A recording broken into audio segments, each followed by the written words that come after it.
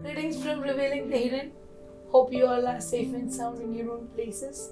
We are continuing the previous session on infidelity now because it is a vast topic that need to be understood and we need to recover if we are hit by any wave of the sea. So Bonnie, how we can cheat proof our marriage or if when infidelity hits at the door, how we can help ourselves and a spouse. Actually, it's very important because, as we discussed earlier, infidelity is always going to come at the door of a couple, who's married, and it will not just come once; it will come many times. And sometimes the past is to be blamed, sometimes the neighbors are to be blamed, and sometimes innocent people are to be blamed who just come as strangers and they stick.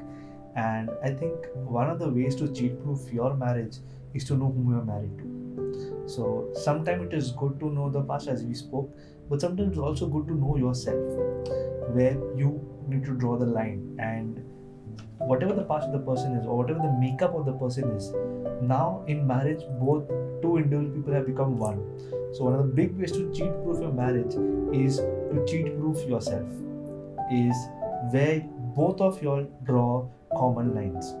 It doesn't mean that I draw a line at 10 and she draws a line at 2 in the morning. Like, if, for example, if I can only talk to the opposite gender till 10 p.m. in the night, and my wife talks to the opposite gender till 2 a.m. in the morning. So, both, because then what will happen is between the 10 p.m. to 2 a.m., that time, I would end up finding her talking to somebody else, and that would breach because I would want to communicate to her at that point in time. So I think building boundaries is one of the best ways to cheat proof a marriage, because boundaries are essential, not just physically but also emotionally, also spiritually, and obviously sexually. But at the same time, it's very important to, in that boundary, be also very open about whom you let and whom you don't let, because at the end of it, it's one house that you are staying in. So in marriage, again, every house just has one door. It may have a fire escape, but people, the owners of the house, rarely use the fire escape, but it's only the thief who uses the fire escape. So we need to be very careful whom we let people from the main door and whom we let people from the fire escape. Okay, and it's very important to understand, because as a family or as the couple, they are one. So the idea has to be that both the man and the woman are one, in which means that not just are their boundaries one, but their belief systems are also one. It means irrespective of what their cultures or their backgrounds were, their current beliefs have to be one. If there is a breach in that belief, that breach will be broken by infidelity. And it is very easy, because if one person believes that, oh, this is allowed, and the other person says, oh, this is not allowed, then breach can happen. That breach will only happen because, one, like in our houses, where you have siblings, one person gets to come at any time in the night, the other person has a deadline of 10 p.m., then that's a breach, because then that person will feel neglected, and that person will feel cheated in marriage itself.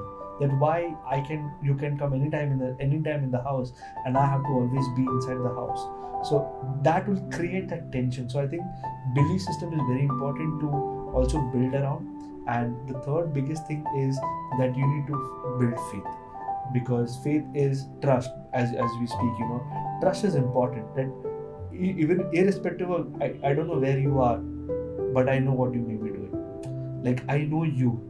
That knowledge of knowing each other, connectedness, is very important. As we spoke in the session of communication, building that boundary system and building each other is also about knowing who I am. Am I going to allow it? Am I going to allow this thing to happen? And if I'm not going to allow this thing to happen, my spouse also needs to know my decision before the dilemma has come to the door.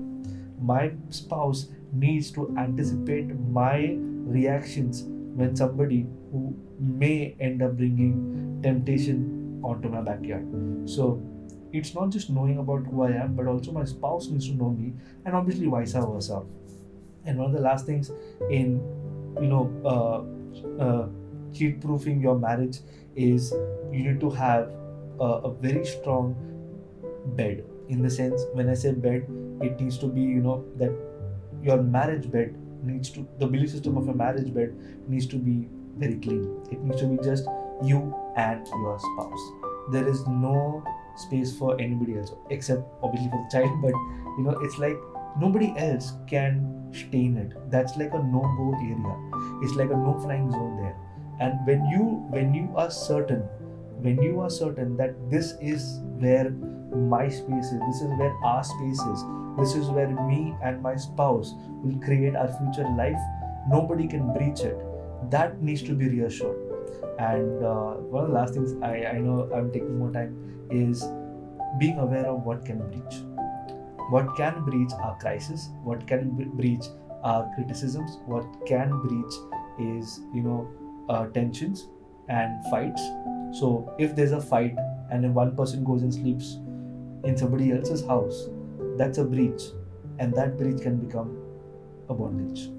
So I think when we are aware of all these, I think cheating proof the marriage becomes much more easier. Bonnie, you made me thought about my 12 years of marriage in one go. No, it's not because of anything when you talk. Actually, it's like my memories are going where all I had gone wrong, and how I could have improved. And by God's grace, where am I standing? Seriously, I went to a different level. Yes, cheat proofing ourselves. From my side, I want to say this. Anyone can do mistake. No one is holy in this world. True. And if you feel that you're holy, you're the most unholy person in this world. First thing. Then, if I'm very smart, or there are people those are keeping quiet and doing all the mistakes behind. There are people very smart and tend to end up in doing all the mistakes before marriage, after marriage. Anything can happen. But one thing is the maturity counts. True. Do not count the number of your age as a maturity. True. It is the mental maturity you need to understand. The more mistake you are doing, you need to understand that you are insulting yourself. Correct. If I'm going with a person, even as I'm increasing my age, I need to understand that at this age also, since you're not improving, it's not to show my husband or anyone in this world. Mistakes are always secret. True. It is exposed to public in the last page. True. So by the time the mistake is reached and well rooted and gone out of control, that's why others are seeing. Correct. So mistakes are always hidden. It's inside. So how well I'm nurturing as I'm getting age, understand it's it's a shame for myself. Correct. Second thing, that is maturity, mental maturity. I mean to say, it's not only age. The more age people, the people need fun more as the life is getting bored in marriage. But the maturity of a person, real maturity counts. Second thing I want to add is the marriage is respectful. Your parents, your siblings, your well-known people all attended your marriage, and you're actually removing the respect by giving a chance for a second person, and always mistake starts in your thoughts. Correct. So that I need to be taken care. Yes, I may like a person. I'm not telling I like n number of people, but I need to understand that I'm a wife of a person, whereas I'm established. True. Do not insult my. I myself built my house. I myself remove the sticks on the base of my house. This is what I'm doing. So I feel these are the ways. If I'm clear what I'm doing, and I can like the way you talk about crush or feeling loud can be happen, but the faster you move out from that, the lesser bonds will be happening on your marriage as well as in your personality. I would say the first person who can critique you is your inner heart than anyone else. I can be a perfect person in front of my husband, but I know what mistakes I do. So first I need to make sure that my heart should say, Sindhu, go ahead, you're right. Sindhu, don't go, you're not going the right path. So listen to it, go back, go take a turn wherever you are. Mistakes can happen. Take a reverse turn, come back and restart. This way you can help your marriage so that you can have your children with good parents. Tomorrow, my children can say that I have a father and mother. Otherwise, the children end up somewhere else and the parents end up somewhere else. Very true. The next question, Bonnie, I would like to ask is how infidelity happens. It has gone to a different level. How I can overcome if my spouse cheated me.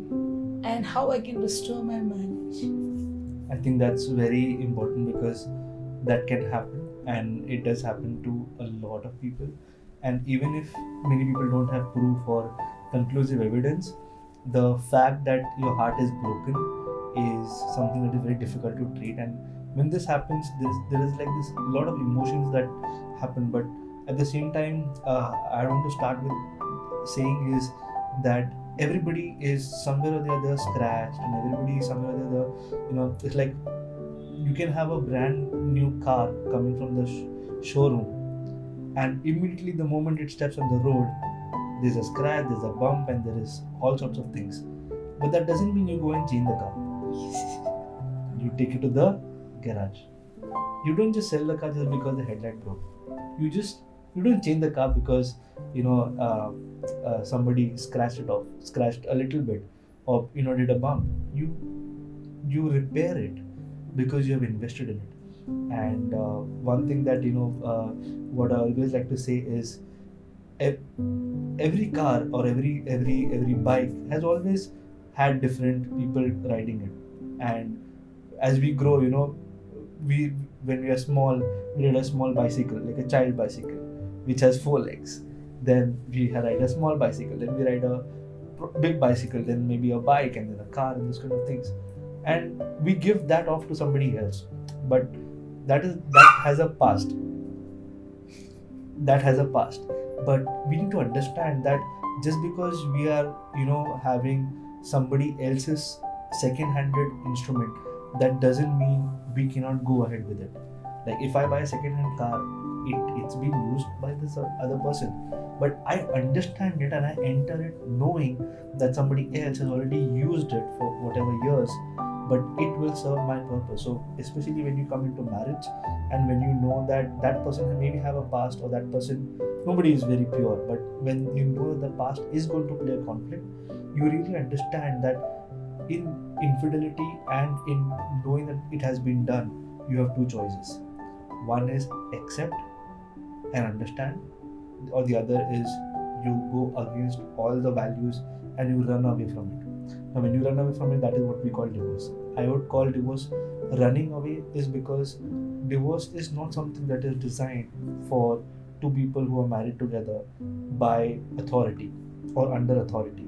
That's why if at all there is infidelity that has happened, I would say yes, there are a lot of emotions to play. Yes, there are a lot of rejection, anger, everything, all sorts of emotions and all sorts of arguments.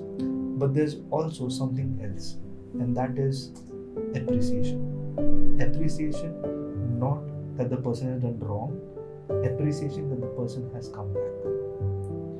And that is what you need to value. Because at the end of it, you had committed when you were taking the marriage vows, that through sickness and through health, through disease and through whatever, and through pain and through pleasure, through everything. But that commitment gets broken the moment infidelity happens. So one way to overcome and deal with it is go back to the beginning. Go back to the bond that you made. Go back to the promise that you made. And ask the person, yes, there are a lot of emotions in play. There's a lot of anger, whatever, angst, and how could you do it type of question. So why it has happened with me? Sometimes you can't even talk because it's hurt. Your heart is broken. But I would say one way is to first build yourself up. Whether it would have happened with you knowingly, unknowingly, intentionally, unintentionally, go back to the beginning. Go back to the marriage vows. And when you go back to the beginning, and when you go back to the person whom you married, start afresh. It's not going to be easy, but who said life is easy? So I think overcoming infidelity is all about whether you want to overcome it or whether you want to run away from it. You may want divorce to run away from it, but what guarantee is it that your heart will not be broken again? The best way is to bind your heart again and go ahead and build the ruins back again, because that is your house, that was your house, and that will continue to be your house. No matter it was broken, no matter it was attacked, no matter it was burned down, when you build it back again, you can testify that it was broken, but now it's built back. Beautiful. I feel like crying because the pain what we go through really what it's like reflecting back on the eyes when you're discussing on the same. Yes, a cry of injustice is well heard when you're speaking on this thing, because I'm witnessing so many people's cry for injustice, whereas I'm not I'm not a part of the mistake what the other person is doing, and I'm hurt. This is the take of the spouse who's not be a part of Being a part of infidelity. this. Yeah. There's the person who's be a part of infidelity is immature, that he's not able to control, she's not able to control herself. It's like a baby getting up, falling down, getting up, falling down. So understand the person who is not a part of this particular, I would say, crime or the mistake need to be matured, Yes. because don't take it as an injustice. I used to cry. You know, my father-in-law always says, initially when you speak, the other person listens. Next time, as days goes by, when you speak, the neighbors listen. Later, when you speak, no one listens. So there was a time even I used to say it's injustice, injustice, injustice. Then I learned there's no one to listen to the word injustice, because everywhere it is injustice. Even marriage itself is an injustice in so many places. Whereas there is no one walking it down.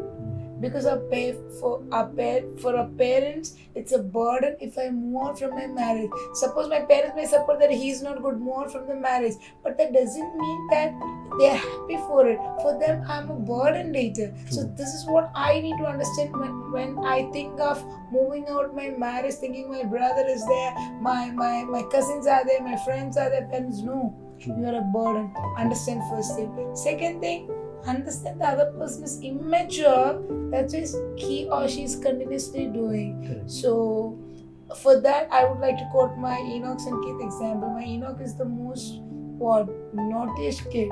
Everyone say that Enoch needs beating. Enoch is like that. When my heart will change, I am his mother. So whatever mistake he's done, by the end of the day, he's my son. So that love to him cannot be taken up by any complaints anyone in this world tells. So this kind of approach, the person that is not the victim of infidelity need to take and make the other person grow. True. Forgive him, forgive her. It's not because I don't want my marriage to be broken. He did wrong, she did wrong. Let God speak for it. And if I want to cry, I learn from my life is there is no one in this world I can go and cry because I'm telling bad about my spouse. It's better go on the knees and cry unto the God who is the right judge, who will give the answer in front of you.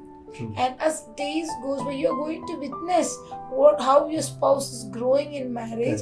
If that person is growing in your marriage, understand this is the answer for your cries. So this is the way you need to get out and forgive him. The world will always support you because the partner is wrong. The world will say, go for a divorce. There is no need to be a part of all these things. There is no need for you to be tied up and all. But my take on marriage is different. Whomever you are tied up, he may be the most, the weakest person in the world or an ugly person in this world, but for you, that person is the best. That's why God made you join. Make him or her grow in the marriage so that you will understand you are growing, because you are always the parent figure there. That is, you are always a step higher ahead. There is no gender bias for this. Step higher ahead, and you can see that the person is growing. And when that person is growing, if you want to keep the standard, you also need to grow. Then only you can witness and you can appreciate that, yes, my marriage has done something better. I still remember there are people who spoke about someone's marriage that you will not continue your marriage life more than a month. And when that person shares these things to me, I tell, show them how to be in a marriage. And I have seen the people whom they criticize that they will not grow in the marriage has much better life than the people who spoke those words to them. Definitely. That words is a cry from their past. That doesn't mean that it should not affect me. So this way I need to grow and I need to restore my marriage. Not for anyone in this world, but for the children. True. Because children are going to be the victim of my immaturity in my marriage. If I'm a person who practices infidelity or I'm a victim of infidelity, it's not easy to speak. Yes, Correct. emotions plays a role. I know, I had gone through, I've seen cases. If you're willing to grow, the age is not a matter. True. Because infidelity can come even at the age of 60 and 70. This is not a question of 20 or 30s. So understand, take it as a let it be, give a chance for my husband again, give a chance for my wife again, so that he or she will come back. This is the way we need to grow. Otherwise, divorce can happen in older age as well. In fact, I'd like to add just a line. Marriage is about moments of mercy and memories made in maturity. Excellent, good. It's nicely spoken. I think we had spoken enough on infidelity. Yes, while we are discussing, our emotions has gone to a different level. I'm married, he's not married. Still, the wavelength of the discussion has gone to a different level. We both has gone through the pain of people who's being a victims of the same. So if anyone is struggling with the same, feel free to contact us for further discussions on your personal level. We are available. Till we meet next time, stay happy and stay safe. Thank you.